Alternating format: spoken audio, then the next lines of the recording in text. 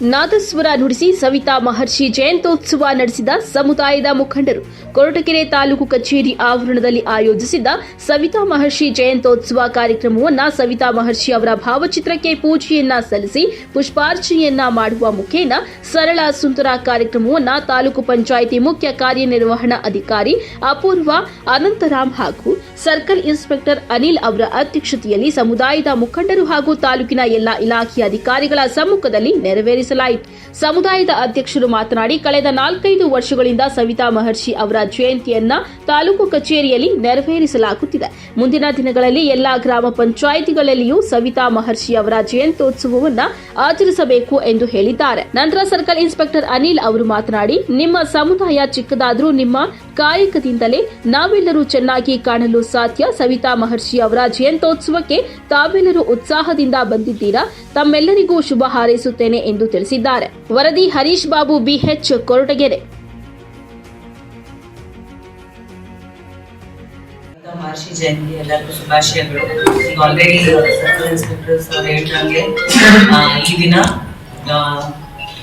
ಏನು ನೀವೆಲ್ಲ ಇಲ್ಲಿ ಬಂದಿದ್ದೀರಾ, ಇಷ್ಟು ಚೆನ್ನಾಗಿ ಎಲ್ಲ ನಾವು ಆಚರಣೆ ಮಾಡೋಕ್ಕೆ ಅವಕಾಶ ಮಾಡಿಕೊಟ್ಟಿದ್ದಕ್ಕೆ ಮಾತು ಒಂದು ರೆಸ್ಪೆಕ್ಟ್ ಕೊಟ್ಟು ಎಲ್ಲರೂ ಫಸ್ಟ್ ಥ್ಯಾಂಕ್ ಯು ಹೇಳ್ತಾ, ಈಗ ಮುಂದಿನ ದಿನಗಳಲ್ಲಿ ಇನ್ನ ಚೆನ್ನಾಗಿ ಇದನ್ನ ಮಾಡ್ಕೊಂಡು ಹೋಗೋಣ ಅಂತ ಹೇಳಿ ತಾವು ಹೇಳ್ದಂಗೆ ಗ್ರಾಮ ಪಂಚಾಯತಿಗಳಲ್ಲೂ ಮಾಡೋ ಹಾಗೆ ನಾವು ಕ್ರಮ ವಹಿಸಕ್ಕೆ ಮಾಡ್ತೀವಿ.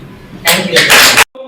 ಧಾರ್ಮಿಕವಾಗಿ ಸಾಂಪ್ರದಾಯಿಕವಾಗಿ ನಾಟ್ಯ ವೈದ್ಯ, ಕ್ಷೌರಿಕ ವೃತ್ತಿ, ನಾದಸ್ವರ, ಡೋಲು ಬಾರಿಸುವುದರಿಂದ ಇನ್ನೂ ಮುಂತಾದ 12 ಪ್ರಮುಖ ವೃತ್ತಿಗಳನ್ನು ಅನುಸರಿಸಿಕೊಂಡು ಬಂದಿದ್ದೇವೆ.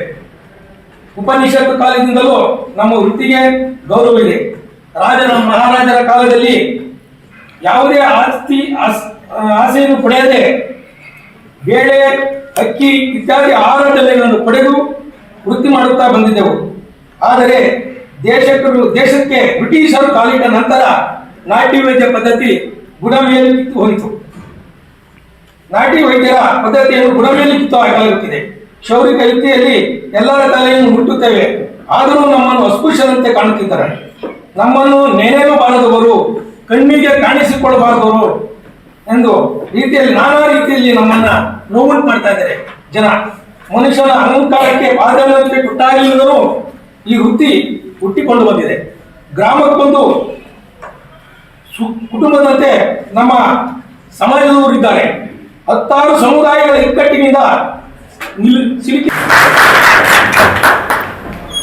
ಈ ನಿಮ್ಮ ಮೇಳ ಅಥವಾ ಯಾವುದು ಇಲ್ಲದೆ ನಾದಸ್ವರ ಇಲ್ಲದೆ ಯಾವುದೇ ರೀತಿಯಾದ ಶುಭ ಕಾರ್ಯ ನಡೆಯಕ್ಕೆ ಸಾಧ್ಯನೇ ಇಲ್ಲ. ಯಾರಾನ ಮೇಳ ತರಿಸಿಲ್ಲ ಅಂತಂದ್ರೆ ನಿನಗೇನೋ ಒಂದು ಫಂಕ್ಷನ್ ಅಲ್ಲಿ ನಿಮ್ಗೆ ಒಂದು ಮೇಳ ಇಲ್ದಿರ ಫಂಕ್ಷನ್ ಮಾಡ್ತೀರಿ, ಅದು ಶುಭನೇ ಅಲ್ಲ ಅನ್ನುವಂತಹ ಒಂದು ನಮ್ಮ ಸಂಪ್ರದಾಯ, ಭಾರತ ದೇಶದ ಸಂಪ್ರದಾಯ. ಅಂದ್ರೆ ನೀವಿಲ್ಲದೆ ಯಾವುದೇ ರೀತಿಯಾದ ಫಂಕ್ಷನ್ ಕೂಡ ನಡೆಯಲ್ಲ, ಪೂರ್ಣ ಎಲ್ಲ ಸ್ಟಾರ್ಟೇ ಆಗಲ್ಲ, ಅದಿಲ್ಲ ಅಂದ್ರೆ ಸ್ಟಾರ್ಟೇ ಆಗಲ್ಲ. ಅದೇ ರೀತಿಯಾಗಿ ಯಾರನ್ನ ಒಬ್ಬ ಒಂಚೂರು ಜಾಸ್ತಿ ಕೂದಲು ಬೆಳೆದುಕೊಂಡು ಇದ್ರೆ ನೀವು ಕರಡಿ ಅಂತ ಅಂದ್ರೆ ಪ್ರಾಣಿಗೆ ಹೋಲಿಸ್ತಾರೆ ಹೊರತು ಒಬ್ಬ ಮನುಷ್ಯನಿಗೆ ಹೋಲಿಸಲ್ಲ. ನಾವೆಲ್ಲ ಮನುಷ್ಯರಾಗಿ ಶುಚಿತ್ವವಾಗಿ ಕಾಣಬೇಕು ಅಂದ್ರೆ ನಿಮ್ಮೆಲ್ಲರ ಸೇವೆ ಇಲ್ಲ ಅಂದ್ರೆ ನಾವು ಯಾರು ಮನುಷ್ಯರಾಗಿ ಕಾಣ್ಲಿಕ್ಕೆ ಸಾಧ್ಯ ಇಲ್ಲ.